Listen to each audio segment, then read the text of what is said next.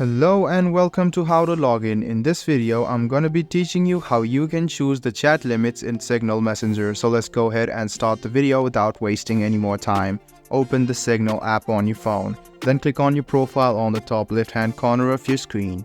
Then scroll all the way down and find Privacy. You can see Privacy. Right under Privacy is Data and Storage. Go ahead and tap on Data and Storage and you can see Manage Storage. Go ahead and tap on Manage Storage and you can see the chat limits option. So you can choose how long you can keep the messages for. So there are options of forever, 1 year, 6 months or 30 days. So you can see that this will permanently delete all the message history and the media from your device that are older than 30 days. You can click on 30 and the 30 will be selected and other data will be deleted. So you can also choose the chat length limit as well. So you can select it about 5,000, 1,500, 100 or your custom chat length. So you can go ahead and select the chat length.